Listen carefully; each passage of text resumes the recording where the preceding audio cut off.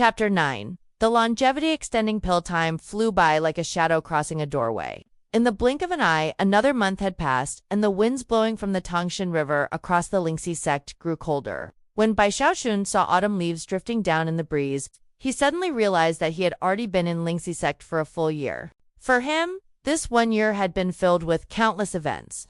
From an ordinary mortal, he had become a cultivator with a third-level key condensation base, and had even managed to resolve a series of conflicts that arose from his position in the spirit tailoring department. In the end, Su Baotai never appeared at the department's courtyard again. Even when Bai Xiaoxun occasionally saw him from afar while shopping for supplies, Su Baotai would quickly vanish, as though utterly terrified of him. And yet, throughout this past month, Bai Xiaoxun often wore a gloomy expression, sighing inwardly. He never spoke of it to Zheng Dabio and the others, choosing instead to silently endure. 1 year of lifespan, Bai Xiaoxun gazed at a tall tree in the distance. Its leaves had already turned yellow and were drifting to the ground. I'm like this tree.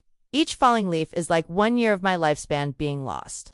The thought left Bai Xiaoxun with a touch of sorrow. Over the past month, he had tried everything he could think of to restore himself, but that single strand of gray hair on his forehead refused to turn black again. After subtle inquiries with Zhang Dabia's group, he learned that within the cultivation world there were indeed ways to extend life. But such methods either had strict limitations or were rare as phoenix feathers and keelan horns. Gradually, he lost his appetite, became gaunt, and finally resigned himself to accepting the loss of 1 year of his lifespan. One afternoon, while out buying supplies for the spirit tailoring department, his gaze fell upon a massive stone stele at the foot of Third Peak, and his breathing quickened.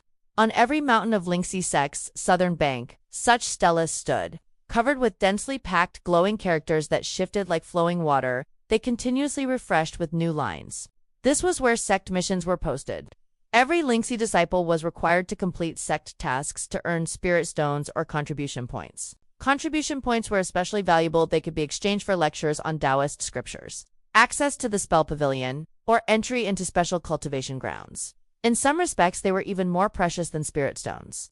At the moment, a number of outer sect disciples were gathered around the mission stele, examining it. From time to time, one of them would select a mission and approach the middle-aged cultivator meditating cross-legged beneath the stele to make a respectful request. Servants were also present. The outer sect disciples, dressed in azure robes, were easy to distinguish from them. Missions intended for inner sect disciples never appeared on these stelas, but other tasks could be accepted by both outer sect disciples and servants. For many servants, this was the first step toward leaping over the dragon gate to change their fate. Bai Xiaoxun lingered for the time it takes an incense stick to burn, staring at a set of glowing words on the stele. His face conflicted. Longevity extending pill. To think the sect actually has such a medicine. From the name alone, it sounds like it can lengthen life, he muttered after a moment. His eyes gleamed with hope as he walked toward the middle-aged cultivator beneath the stele. The cultivator was surrounded by outer sect disciples, none of whom paid Bai Xiaoxun much attention. After all, their statuses differed too greatly from that of a servant. When fewer people remained nearby, Bai Xiaoxun put on his most docile expression, clasped his hands, and bowed. "Greetings, senior brother. Good afternoon." The middle-aged cultivator glanced at him, nodded faintly, but said nothing. "Senior brother, I saw a mission here requiring certain herbs in exchange for a longevity-extending pill. Does this pill truly increase one's lifespan?" Bai Xiaoxun asked quickly, his voice tinged with anxiety. "The longevity-extending pill? Yes. Such a mission exists, and the pill does indeed extend life. But it has many restrictions. Can only be used by those below the 5th level of key condensation, and only the first dose is effective. Any further consumption is useless. It's precious, yes, but it only grants a single year of life. Its value is not as great as you may think." Seeing Bai Xiaoxun's submissive demeanor, the cultivator added a few more words. "In fact, it's usually just used for mortals nearing death in a disciple's family. Still, the cost is extravagant. Do you truly wish to take this mission?" Bai Xiaoxun looked at the stele once more, weighed his options, and then nodded firmly. The cultivator raised his hand, and the glowing mission on the stele turned gray. A jade slip appeared in his right hand, which he tossed to Bai Xiaoxun. "Azure, spirit leaf, earth dragon fruit, or stoneworm hide, bring any one of the three and you can exchange it for a longevity extending pill." The cultivator spoke flatly, then turned his attention to another disciple. Clutching the jade slip, Bai Xiaoxun departed, his mind filled with just 4 words: extend my lifespan. His eyes grew determined. I must obtain that pill to recover the year I've lost. With resolve, he went to the records hall for servants, where he researched the listed ingredients. He discovered that the azure spirit leaf grew only where spirit finches nested, and those birds lived in flocks, making it difficult to harvest even for second-level key condensation cultivators. Hence, its price was always high. As for the earth, dragon fruit, and stoneworm hide, he found no records. Disheartened, he checked his purse empty, forcing a smile. He left. Later, through Zhang Dabia's group, he learned that no one had heard of earth dragon fruit, but Blackthird did know about stoneworm hide. It was the shed skin of a spirit insect called the stoneworm. Extremely tough and heavy, it was scarce on the southern bank but available on the northern side, where beast-taming cultivators resided. However, the main Peaks Mountain Bridge divided the sect.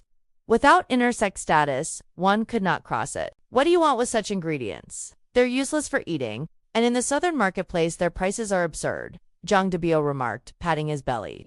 At the mention of the marketplace, Bai Xiaochun's eyes lit up. After a brief explanation, he rushed downhill. Though he hadn't left the sect often during his year at the spirit tailoring department, he knew something about the market streets. Those streets were run mainly by sect disciples from cultivation clans. Some stalls were personally managed by disciples, serving only sect members. Over time, the marketplace had become quite extensive. After browsing, Bai Xiaochun stopped at the herb pavilion, but left frowning and sighing. So unlucky, that earth dragon fruit trowing underground. Why is it so expensive? He felt helpless. His meager funds couldn't possibly buy the longevity-extending pill. Money meant little to him. What was wealth compared to life itself? But his purse was truly empty. His fellow brothers were just as poor. And as for selling food from the spirit tailoring department, that was impossible under the watchful eyes of the overseers. He pondered endlessly, but no plan emerged except perhaps selling his spirit-refining creations. Yet he sensed danger in that idea. One day, as he sat cross-legged in meditation, a bell rang throughout the sect.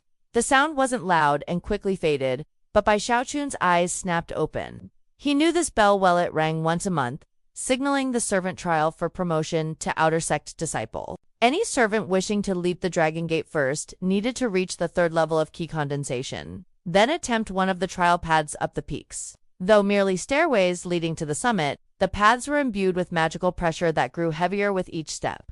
Reaching the top meant qualifying as an outer sect disciple, but quotas were limited. Each peak admitted only the first 3 who succeeded, the very best among thousands of servants. Competition was fierce. In the spirit tailoring department, no one bothered with such struggles. They preferred to stay in the kitchens, mocking those who tried. Bai Xiaochun closed his eyes, then suddenly opened them wide, a strange gleam flashing within. It quickly turned into joy. An idea had sprouted in his mind. He paced back and forth, calculating carefully. The more he thought, the brighter his smile grew. It'll work. He burst from his room and shouted toward Zhang Daibio and the others, who were discussing which unlucky servant might become an outer sect disciple this time. Bros, I have a way to make a fortune. Please, help me. We can all get rich together. His eyes shone with childlike sincerity as he licked his lips. The group knew that look well. It was the same expression Bai Xiaochun had worn when he once suggested thickening the bowls to benefit the spirit tailoring department. Their interest was immediately piqued. 9th brother, what idea have you come up with? Tell us. You know, we're dirt poor.